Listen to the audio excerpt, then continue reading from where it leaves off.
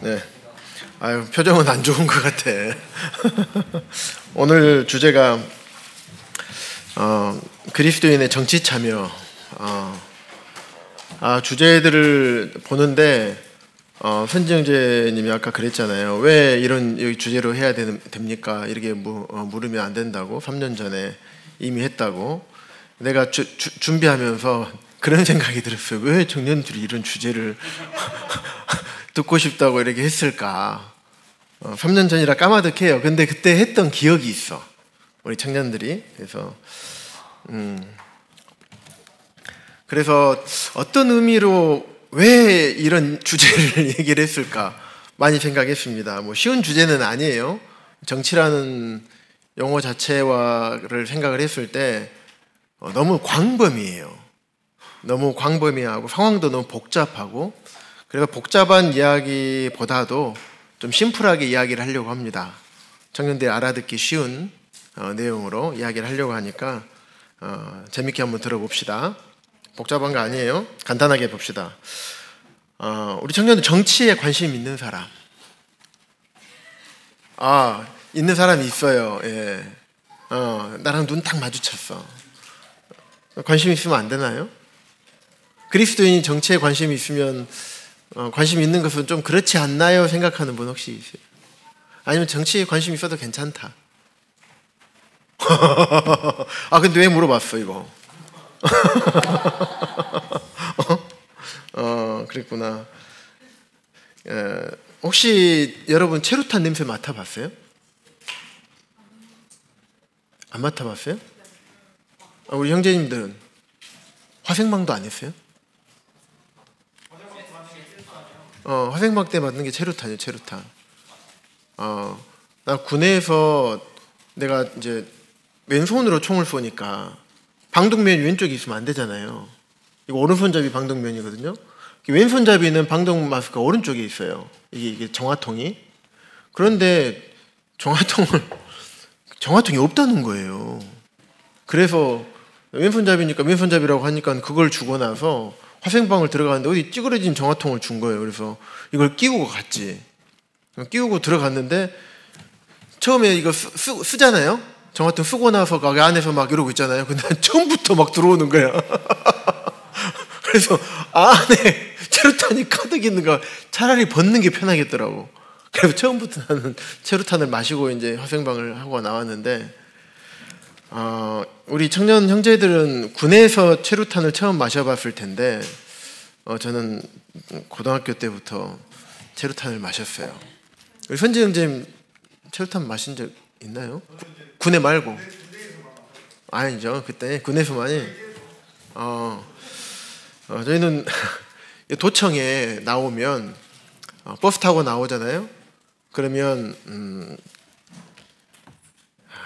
갑자기 대학생들이 우르르 몰려오고 저쪽에서는 전경들이 막 방패 들고 이렇게 막 와요. 그러면 뭐가 날아다니냐? 버스를 타고 있는데 버스가 막 갑자기 못 움직여.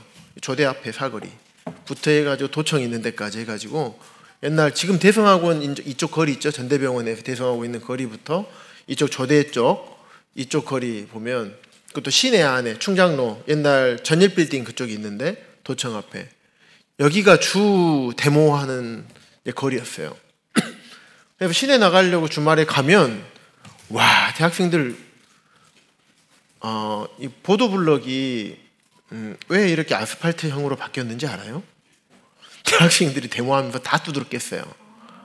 이 조각조각 돼 있는 거를 그때는 이 벽돌로 했었거든요. 바닥에 보면 벽돌이 없어.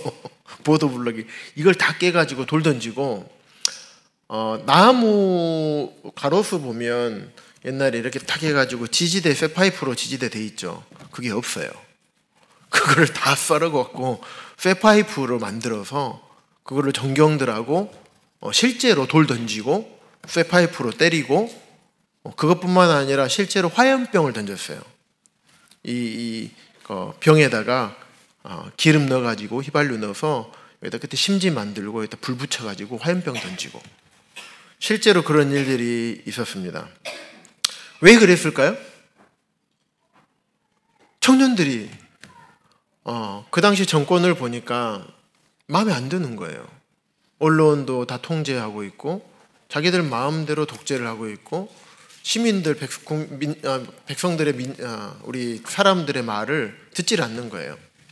다 자기들이 착복하고 있고.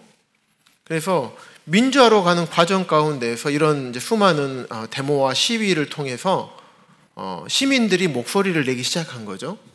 그 가운데 이제 대학생들만 했느냐? 아니에요. 일반 시민들도 같이 합세해서 데모를 했습니다. 그래서 그때 생겨난 경찰이 뭐냐면 전투경찰, 정경이에요. 그래서 저희 때는 정경 출신들이 꽤 있었어요. 혹시 이래영재 정경 출신 아니죠? 이래영재 데모 안 해봤죠?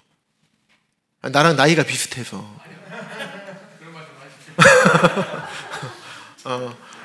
저는 데모했습니다. 화염병 던지고 돌 던지고 쇠파이프 가지고 같이 해본 적이 있어요. 그래서 이 전경들이 뭐냐면 우리랑 똑같은 대학생이었어요. 같이 데모하던 얘네들인데 육군으로 지원을 했는데 육군으로 착출이 됐어요. 육군으로 착출이 됐는데 배정을 전투경찰로 받은 거예요. 그래서 딱 때리려고 보니까 동기야. 이런 경우들이 종종 있습니다. 그래서 시민들의 시위를 몽둥이와 체류탄으로 진압을 해야 했다. 자기 하기 싫지만 해야 되는 어쩔 수 없는. 그리고 또 백골단이라고 혹시 아세요? 백골단? 들어봤죠? 어떤 사람들이냐면 사복경찰들이에요. 이들은 군내에서는 정경들이 아니라 정경들이 큰 방패하고 헬멧 쓰고 이제 쿵쿵 해서 같이 이제 시위대를 몰아가는 이런 역할을 담당했고, 백골단은 뭐냐면 방독마스크 딱 쓰고 단독군장 같이 딱 하고 방패 조그만한 가벼운 방패 들고 몽둥이 하나 또 경찰봉 이거 들고 체류탄 쏘고 하면 시민들이 막 흩어지고 힘들어하잖아요. 그때 정경들은 방패, 백골단은 와 뛰쳐 들어가요. 몽둥이로 이제 두드려 패기 시작하는 거죠. 시위대 진압하고 그래서 거기서 질질 끌고 이제 잡아가는. 그때 당시 대학생들하고 시위대에서는 굉장히 공포의 대상이었던 아무튼 그런 일들이 있었습니다. 언론의 자유가 억압당하고 자유롭게 민주화 운동을 할 수 없었던 시절. 시민들과 대학생들의 목소리는 이런 데모라는 방법을 통해서 이제 소리를 낼 수밖에 없었던, 이것도 어떻게 보면 하나의 정치적인 참여라고 볼 수가 있죠. 그렇게 하지 않으면 할 수가 없었던 그런 시절이 있었습니다. 혹시 이런 노래 아세요? 임을 위한 행진곡. 사랑도 명예도 이름도 남김없이 녹화되고 있죠. 예, 아무튼 이런 거. 그래서 한평생 나가 자던 뜨거운 맹세 동지는 간데 없고 깃발만 나부껴 새날이 올 때까지 흔들리지 말자 이런 노래를 부르면서 그 시위대와 맞서 싸우고 시민들의 목소리를 냈어요. 왜냐하면 너무 정부가 부패하고 독재로 가다 보니까 그러니까는 한평생 나가자던 우리가 뜨거운 맹세, 시위대는 맞아 죽고 두드러 맞고 터지고 다치고 감옥에 가고 이러더라도 남는 게 없어. 이름도 없어. 그런데 한 목소리를 내고 싶은 거죠. 그러다 보면 동지는 잡혀가서 간 데 없어요. 그리고 깃발만 나부끼는 거예요. 우리가 추구했던 시민의 목소리인 깃발만 나부끼고. 그래서 우리는 새날이 올 때까지 흔들리지 말자. 이런 민중가요가 있었습니다. 또 소라 소라 푸르른 소라 혹시 아세요? 소라 소라 푸르른 소라 새바람에 떨지 말아라. 창살날에 내가 묶인 곳 살아서 만나리라. 가사가 뭐냐면 이렇게 솔나무 잎은 푸르르잖아요. 기계가 이제 꺾이지 않아요. 시위대들이 꺾이지 않는 거예요. 그래서 그 쇳바람 이런 탄압이나 억압에 떨지 말아라 하면서 창살 아래 내가 묶이고 살아서 만나리라. 잡혀갔거든요. 누구냐면 이 노래를 작사 작곡한 분이 안치환이라는 가수예요. 혹시 아세요? 이렇게 세대 차이가 나다니. 이래영재 알죠? 이거 알면서 모른 척해. 예수님 믿기 전에 안치환 노래 제가 많이 좋아했습니다. 그런데 이 안치환이 1986년 연대생이었어요.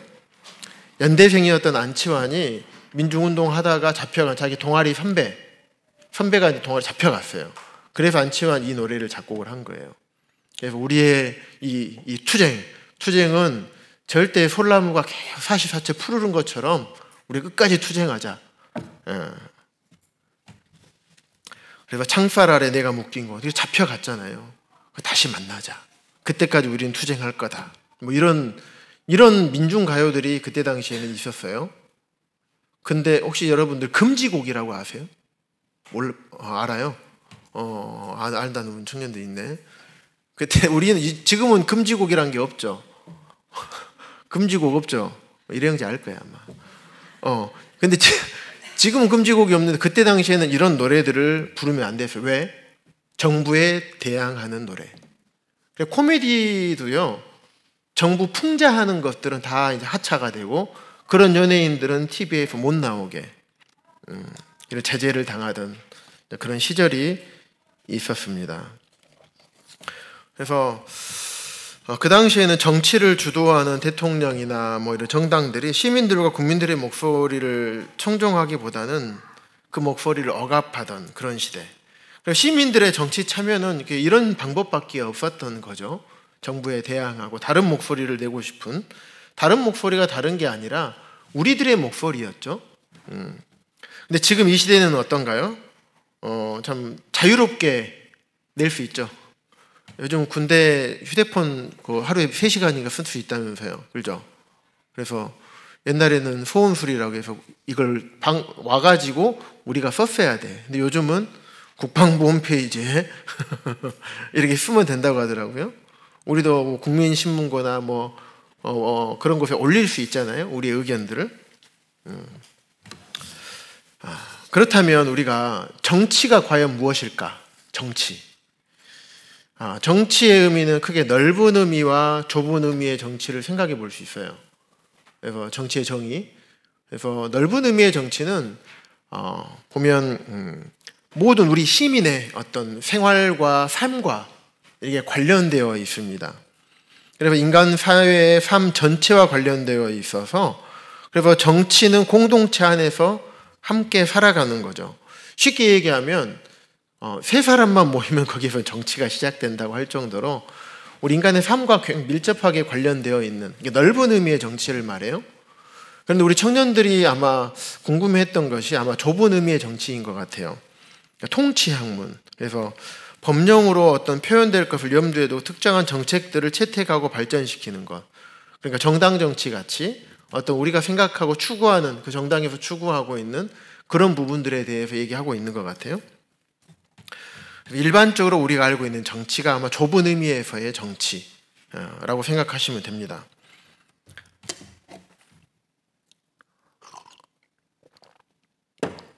제가 국민의힘을 지지하느냐 민주당을 지지하느냐 안 물어볼게요. 그러면 그리스도인이 정치에 참여해야 하는 것이 성경적으로 볼 때 잘못된 것인가? 어떻게 생각하세요?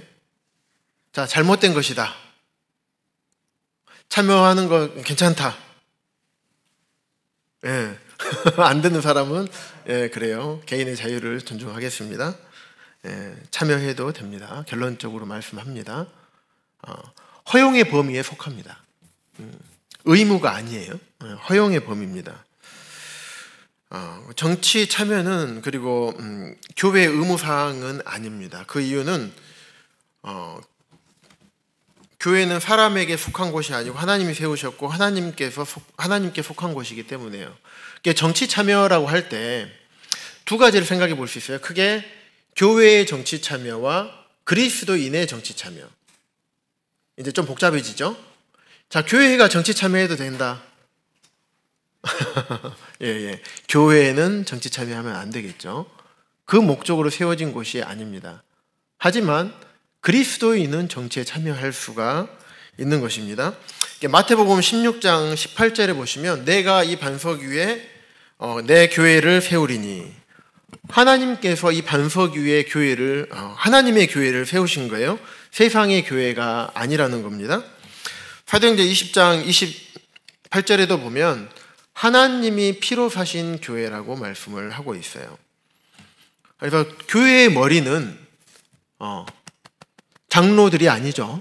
오늘 주일 말씀에도 전했지만, 그럼 교회의 머리는 일반 교단에처럼 목사가 교회의 머리입니까? 교회 주인입니까? 아닙니다. 우리가 너무나 잘 알고 있습니다. 교회의 머리는 예수 그리스도, 하나님이 예수 그리스도의 피로 사신 교회입니다. 하나님의 교회. 그래서 교회의 존재의 이유와 목적은 교회의 몸인 우리 사람들이 정하는 것이 아니에요. 아무리 장로라고 할지라도, 아무리 목사라고 할지라도 방향을 그분들이 정하는 것이 아닙니다. 교회 머리 방향은 머리 대신 주 예수님께서 정하시는 것입니다. 그래서 지도자들이 교회 안에서 정치적인 발언을 하는 것은 옳은 일일까요? 그렇지 않죠. 특히 강단에서 하는 것은 더더욱 금해야 할 것입니다. 그래서 교회는 정치를 하는 것이 아니고 오늘 말씀에도 했지만은 불러낸 무리예요. 구원받은 성도들이 함께 모여서 하나님을 예배하고 하나님 말씀을 가르치고 배우고 복음을 전하고 하나님께 영광을 돌리고 하나님의 뜻을 이루어가는 그런 무리가 교회입니다. 이것이 교회의 목적입니다. 따라서 교회는 정치에 참여해야 하는 의무가 없어요. 그런데 우리는 수많은 어떤 다른 목적들을 교회 안에 끌어올 수가 있어요. 오늘 우리 기원 형제님들이랑 어떤 얘기를 했냐면 그리스도께 사랑하신 교회라는 책을 가지고 공부했어요. 근데 거기 안에 이제 사회적 복음이라고 사회적 복음이라는 내용이 이제 나왔습니다. 그래서 이런 부분에 대해서 이야기를 나누면서 결국은 우리가 교회가 은혜를 전해야 되는 것인데 그런 것이 아니라 사회를 바꾸자 해서 가난한 사람들을 돕는 것이 잘못된 것은 아니지만 가난한 사람 돕지 않는 것에 대해서 분개하고 그것들을 바꿔나가려고 하는 이런 부분들에 대해서는 형제님들이랑 많은 이야기들을 좀 나눴습니다. 그러는 것처럼 교회가 노숙자들을 돕기 위해 돕는 것 자체는 잘못된 게 아니죠. 그리고 에티오피아에 굶어가는 아이들, 또 버려지는 전쟁 고아들 많이 TV에서 많이 보죠. 또 북극곰을 살려주세요. 빙하가 녹고 있어요. 아마존 밀림을 보호해 주세요. 이런 소식을 들으면 교회도 함께 해야 되겠다, 함께 해야 되지 않을까라는 생각을 혹시 하게 됩니까? 이런 것들을 교회로 가져올 수가 있어요. 그런 잘못을 범할 수가 있는 거죠. 하지만 교회의 목적은 그것이 아니죠. 이것들은 개인적으로 해야 되는 것입니다. 그런 일을 하고 싶다면 이제 구호단체 가서 개인적으로 가입해서 하시면 됩니다. 그래서 교회는 그런 것이 아니기 때문에 사업을 하고 싶으면 사업장에 가서 하시면 돼요. 장사를 하고 싶으면 장사할 만한 곳에, 그런 좋은 목에 가서 장사하시면 됩니다.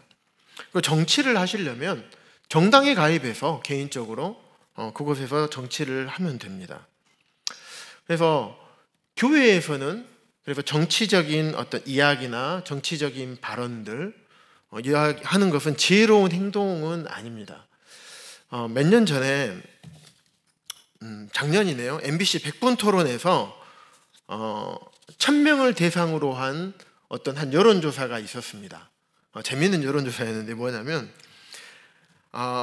우리 청년들도 한번 생각해 보십시오. 정치적인 성향이 완전히 달라요. 완전히 다른데 친구가 될 수 있을까요? 정치적인 성향이 완전 달라. 친구가 될 수 있을까? 하나 의견을 표해 보세요. 예, 내리세요. 딱 요만큼 나왔어요. 몇 퍼센트냐면 50.9%. 1000명을 대상으로 여론조사를 했습니다. 50.9%. 자, 두 번째, 정치적인 성향이 완전히 다른 사람과 연인이나 부부가 될 수 있을까요? 아니, 뭐 솔직하게 맞다 틀리다가 아닙니다. 여기는 좀 그래 좀 들어주세요. 요거 비슷하게 36.7%. 연인이 될 수 있다라고 하는 분이 36.7, 부부가 될 수 있다 35.7, 약 한 30% 정도 나왔죠. 그러면 우리 청년들과 우리 성도님들께 질문해 보겠습니다. 정치적인 성향이 완전히 다른 사람과 교회에서 친밀한 성도가 될 수 있을까요? 예, 될 수 있다라고 하신 분들이 많이 있습니다. 네, 저도 될 수 있다라고 생각을 합니다. 왜냐하면 정치적인 성향과 그리스도인들끼리의 관계는 아무런 상관이 없는 거죠. 그런데 우리 사람은 어떤 사람입니까? 어떤 존재입니까? 감정적인 존재예요. 자기 주관을 가지고 살아가는 사람들이에요. 연약하니까 그렇죠. 또 본성이 그렇습니다. 그래서 정치적인 성향을 갖고 있는 것은 상관이 없어. 그런데 교회 안에서 이런 이야기들이 나오기 시작하면 어때요? 언성이 높아지죠. 네가 맞네, 내가 맞네. 국민의힘 지금 정치하는 거 뭐라고? 윤석열 지금 이거 죄송합니다. 윤석열 대통령 각하께서 이렇게 하는 것에 대해서 제가 그런다는 게 아니라 그런 분들이 만약에 계신다면 근데 저쪽 이제 부산 이쪽 경남이랑 그분들을 지지 경북 이쪽이랑 그분을 지지하시는 이런 분들은 어떨까요? 그분들이 전국 장로 수양회에서 만났어요. 장로 형제님들이 막 침을 튀기면서 하지 않겠습니까? 본 적이 있습니다. 네, 본 적이 있습니다. 그래서 교회 안에서 정치적인 이야기를 하게 되면 그만큼 어려운 부분이 생길 것을 감안하고 이야기를 해야 됩니다. 그래서 정치적인 이야기나 색깔을 될 수 있으면 드러내는 것이 지혜로운 것이 아니라고 말씀을 드립니다. 좀 예민하고 민감한 부분일 수 있는데 어떤 한 분을 지칭하는 것이 아님을 이 자리를 빌어서 먼저 말씀을 드립니다. 아니, 방어를 해야 돼요. 코로나 시절에 어떤 목사님이 유명해지셨죠. 갑자기 TV에 나오고 그랬었죠. 그분이 그 전시를 가지신 목사님이세요. 전 목사님 그러신데 이분이 이런 말씀을 하셨어요. 지금 대한민국은요, 문재인은 이미 벌써 하나님이 폐기 처분했어요. 지금 대한민국은 누구 중심으로 돌아가는 것이냐? 전 목사 중심으로 돌아가고 있어요. 그러니까 막 사람들이 광화문 집회에서 사람들이 아멘! 아멘 안 하는 사람 내일 아침 먹지 마. 기분 나빠도 할 수 없어. 이건 사실이니까. 앞으로 10년 동안은 대한민국은 전 목사 중심으로 돌아갈 수밖에 없다니까요. 왜냐하면 나에게 기름 부음이 임했기 때문이야. 말투 그대로 제가 이게 타이핑 해온 거예요. 그리고 나는 하나님 보좌를 딱 잡고 살기 때문에 나는 하나님 보좌를 딱 잡고 살아. 이 다음은 제가 좀 얘기하기가 좀 곤란합니다. 네. 이런 하나님을 모독하는 이런 표현들을 쓰는 목사가 있었습니다. 최근에 이제 이거 말씀을 준비하면서 뉴스를 검색해 보니까 그 목사를 이제 출교 조치하는 것으로 얘기가 되고 있는 것 같아요. 그래서 이분이 왜 그랬냐, 왜 떴냐, 기독교계에 왜 떴냐. 코로나 때 정부가 교회에 모이는 것을 금했을 때 정부를 비판했어요. 이것이 잘못된 것이다. 그래서 이 목사님의 의견에 동조하면서 이런 부분들을 이제 전국에서 어떤 많은 목사님들이 강단에서 이야기를 하고 이분을 두둔하고 이런 일들이 있었죠. 근데 그 이후에 이런 발언들을 이제 하시는 거예요. 혹시 어떤 발언했는지 제가 입으로 차마 말하기가 그래서 그러는데 알고 계시죠? 네, 안 하겠습니다. 근데 그러다 보면 교회는 그런 것이 아니라고 그랬죠. 그런데 이런 일이 있다 보면 이런 인도자들의 정치적인 성향이 강단에서나 드러나거나 가르치다 보면 교회가 어려워지겠죠. 왜냐하면 교회는 이 정치적인 부분에 있어서는 생각이 다른 부분들이 많이 있습니다. 물론 정부가 교회를 일방적으로 하는 것 자체는 잘못된 것이죠. 하지만 여러 가지 이제 물론 이유가 있었지만 예민하고 민감한 부분이기 때문에 제가 이거 잘못했다, 잘했다 이렇게 얘기하기는 좀 조심스럽습니다. 하지만 이제 그런 목사님을 두둔한다는 것은 좀 잘못된 것이라고 분명하게 말을 할 수가 있습니다. 그래서 성도님들끼리라도 정치적인 이야기는 교회 안에서 안 하시는 것이 좋습니다. 하지만 그리스도인들은 개인적으로 자유롭게 자기의 정치적인 견해에 따라서 정치에 참여할 수 있습니다. 저도 남원에 있을 때 민주당 당원이었습니다. 왜 그러냐면 우리 모임에 다운자 회원님은 잘 알 텐데 한 부친님이 민주당 상임 고문이셨어요. 녹음하지 마세요. 그래서 그분이 방송실에 한 얘기 아닙니다. 이제 그분이 계셔서 그렇게 있기도 했지만은 제가 일했던 병원이 또 이제 그쪽에 있는 분들이 많이 오셨어요. 그리고 그때 당시 정치 기부금을 하게 되면 이제 그만큼 플러스 10% 해가지고 다시 돌려주는 그런 제도가 있어서 지금도 있는지 모르겠습니다만은 그런 일들이 있었습니다. 그래서 그냥 하다 보니까 이제 지금도 문자가 와요. 지금은 어떤 정치적인 성향은 저는 전혀 없습니다. 이 부분에 대해서는 뒤에 말씀을 드릴게요. 그래서 그리스도인이 정치에 참여하는 것, 이것 자체를 죄악시 여기거나 때로는 경건하지 못한 것이다 라고 치부하는 것은 그런 시각은 옳지 않다고 봅니다. 개인적인 정치적인 생각과 참여는 이 부분은 선택의 영역이라고 말씀을 드렸습니다. 그래서 성경에 살펴보면 세례 요한도 이런 발언을 했죠. 정치인들이 잘못했을 때 뭐냐면 헤롯이 이혼과 재혼 했을 때 이것을 가르쳐 옳지 않다고 얘기를 했습니다. 그 당시 세례 요한 영향력이 꽤 있었죠. 수많은 제자들이 있었고. 그런데 헤롯이 잘못된 이혼과 잘못된 재혼을 하다 보니 거기에 대해서 잘못이라고 지적을 했습니다. 이게 교회적으로 한 것은 아니었죠. 개인적으로 그런 이야기를 했습니다. 그리고 예수님께서도 그랬습니다. 사회 지도층인 바리새인들과 서기관들이 그들이 가난한 자들을 착취하는 것을 보고 그것을 지적을 하신 적이 있습니다. 근데 세례 요한과 예수님이 이처럼 할 수 있었던 이유가 뭐냐면 우리 그리스도인들은 세상 사람들보다 훨씬 더 엄격한 또 분명한 의로움의 기준을 우리가 갖고 있기 때문에 그렇습니다. 우리 하나님의 말씀을 알고 있죠. 그런데 우리와 세상 사람들이 정치라는 것을 바라보고 세상을 바라보는 눈이 달라요. 세상 사람들은 우리를 보고 뭐라고 합니까? 말씀대로 행하고 말씀대로 얘기하면 어떻게 하면 꽉 막힌 사람, 융통성 없는 사람 이렇게 말하죠.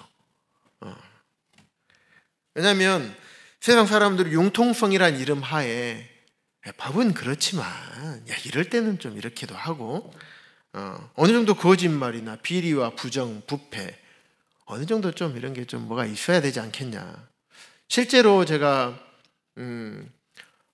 이게 광주에 왔을 때 병원 오픈 병원이었잖아요. 그러면 장비를 이제 수천만 원어치를 사요. 그럼 거기에 몇 퍼센트를 실장한테 줘요. 네. 실장한테 몇 퍼센트를 줍니다. 인마이 포켓 해야 될까요? 제가 그랬어요. 우리 행정부장님 갖다 드리라고. 저한테 주지 마실 때 에이 실장이 왜 그러세요? 다 그렇게 해요. 이건 실장님 몫입니다. 어때요? 한 300만 원 주는데 어떻습니까? 혹하지 않아요? 이건 아무도 몰라요. 이건 실장님 몫이라니까요. 부장님 몫은 따로 있습니다. 어때요? 아무도 보는 사람이 없습니다. 세상은 이렇게. 그래서 제가 안 받는다고 하니까 에이 실장님 왜 그러시냐고. 다 받는다고. 또 어떻습니까? 청구할 때도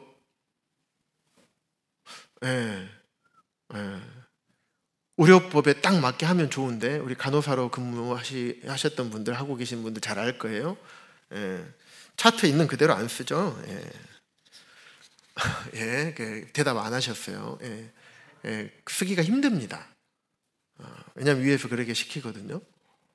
그리고 우리가 이 직장에서 일을 할 때도 다 FM대로 다 하고 싶지만, 그리스도의 양심에 따라 살고 싶지만 그렇게 못하는 경우들이 있죠.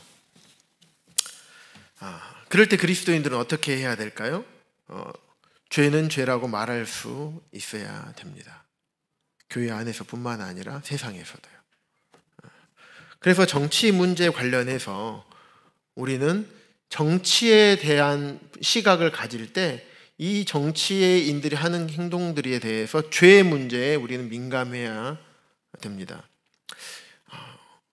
정치인들이 자기들이 유리한 어떤 표를 얻기 위해서, 여성들의 표를 얻기 위해서 낙태를 정당화할 수 있죠. 또 성소수자들이라는 표현을 써가면서 동성애를 옹호하는, 왜 동성애를 옹호합니까? 인권이라는 것을 얘기해서 드러내서 하지만 결국에는 그들의 표를 의식하기 때문에 그렇게 그들을 옹호합니다. 세상에서 낙태를 여성의 선택 문제라고 합니다. 또 성관계를 개인의 자유라고 말하고 있습니다. 동성애도 성에 대한 자기 결정권, 기호라고 얘기합니다. 포르노와 같은 음란물을 보는 것도 자기 개인의 취향이다, 취미다, 이렇게 호도합니다. 여기에 대해서 그리스도인들은 어떤 태도가 있어야 될까요? 그거는 죄라고 말할 수 있어야 됩니다. 그것들을 주장하는 정당에 우리가 표를 던져야 될까요? 아니겠죠. 최근 극동방송이 차별금지법 관련 소송에서 패소했습니다. 그럼에도 불구하고 소돔과 고모라에 대한 죄악을 얘기를 하면서 제가 동성애에 대한 얘기를 방송에서 그냥 해버렸습니다. 왜? 그게 성경에서 말씀하고 있는 바기 때문에. 이것 때문에 제재를 받아서 제가 방송을 못하는 한이 있더라도 그렇게 했습니다. 그런데 우리가 생각해 보아야 할 것은 그리스도인들, 또 우리 성도님들, 심지어는 장로 형제님들까지 거기 모이는 자리에서 어떤 여러 가지 이유로 정부를 비판하고 대통령을 비판하고 이런 부분들에 대해서는 우리 청년들 어떻게 생각하십니까? 잘못하고 있는 것이 있어요, 분명히. 거기에 대해서 비판하는 거 합당하다라고 보십니까? 어렵습니까? 네. 합당하지 않습니다.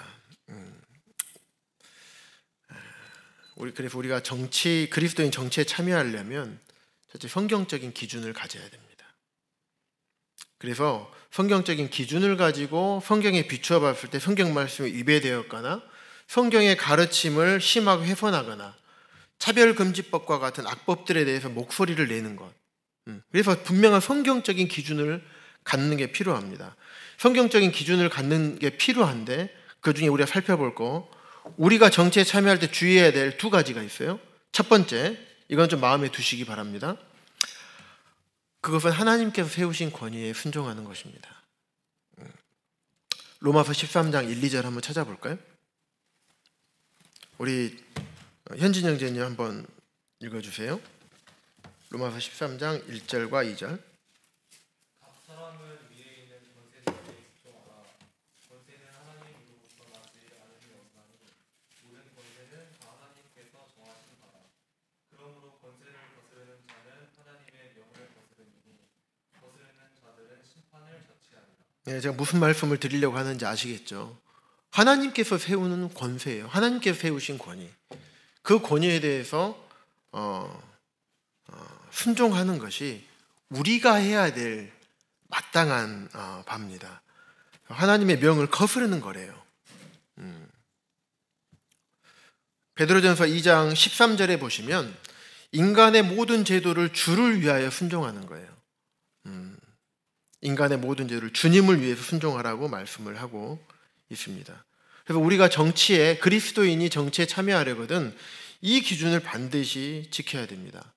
사도 바울 같은 경우도 사도행전 23장에서 대제사장 아나니아에 대해서 회칠한 담이야라고 하면서 사도 바울이 굉장히 비판을 했잖아요. 그랬더니 주변에 있던 사람이 아유 그 대제사장이다 했더니 내가 몰랐다. 하나님이 세우신 권위에 대해서 자기가 함부로 얘기하는 것에 대해서 사도 바울은 구약에서 하나님 뭐라고 말씀하셨는지 분명하게 기억을 하고 있었다고 하는 것을 우리가 알고 있습니다. 너의 백성의 관리를 비방하지 말라. 출애굽기 22장 28절 말씀이에요. 사도 바울이 이 말씀을 분명히 알았어요.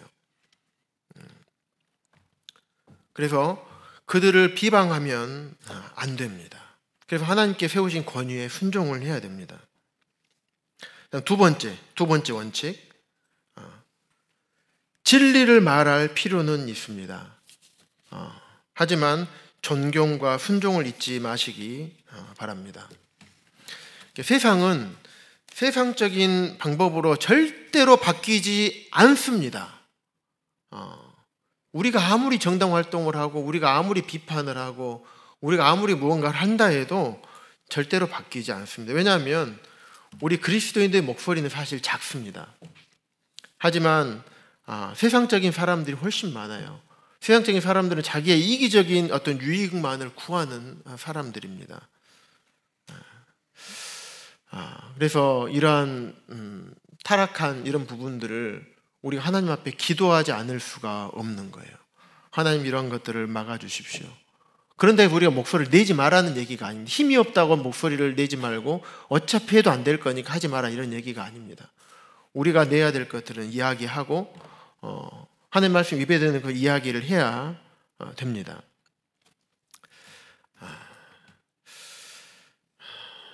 그래서 그리스도인들, 우리들은 이 혼란한 세상을 세상적인 방법으로 바꾸려고 해서는 안 된다는 것입니다. 세상에서의 방법들은 불법적인 방법들을 굉장히 많이 활용을 합니다. 그리고 불법적인 방법에 동참할 것이 아니라 주님의 복음을 가르치고 행하게 하는 일에 전력하고 오히려 그 일에 본을 보이는 자들이 우리가 되어야 될 것입니다. 우리가 때로는 보면 교회 안에서 성도님들끼리 때로는 청년들끼리 이런 얘기를 할 수 있어요. 국가의 위정자들을 정말 우리 집 강아지보다 못하게 여기고 그들을 사정없이 뭔가 원색적인 표현을 써가면서 비판하고 비방하고 그들을 탄핵해야 된다. 이런 얘기를 서스름없이 우리가 할 수가 있습니다. 그런데 그것은 하나님 보시기에 하나님 말씀에 우리가 성경이 기준이 되어야 된다고 했잖아요. 하나님 말씀이 옳지 않은 것입니다. 어쨌든 하나님께서 그들을 바꾸시고 하나님께서 위정자들을 다루시고 하나님의 말씀의 진리가 온전히 이 땅에서 유지될 수 있도록 그래서 하나님께 우리의 뜻을 아뢰고 우리는 하나님께 우리에게 말씀하신 바대로 우리가 순종하고 그들을 존경하고 또 때로는 그들이 잘못된 방향으로 가게 된다면 거기에 대해서 우리의 목소리를 개인적으로 낼 수가 있는 것이고 또 그것은 필요한 것이라고 생각을 합니다. 그래서 우리가 나중에 투표하게 될 때 우리에게는 투표권이라는 게 있잖아요. 투표하게 될 때 어디에다 투표를 해야 될까? 내 부모님이, 내 주변의 사람들이, 내가 사랑하는 사람이, 내 친구가, 또 아니면 우리 전라도는 라도니까 어느 당.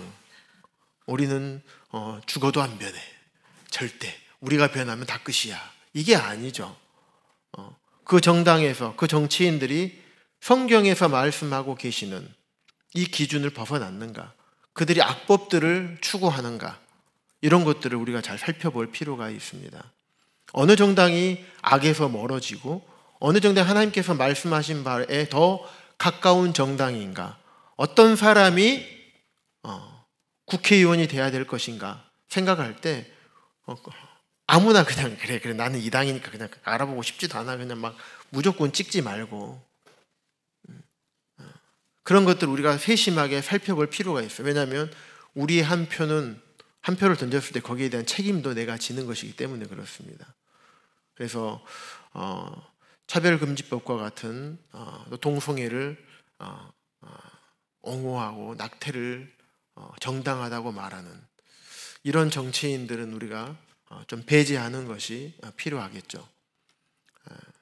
그리고 그런 정당은 우리가 표를 던질 때 한 번쯤을 생각하고 고려해서 표를 던져야 될 것입니다.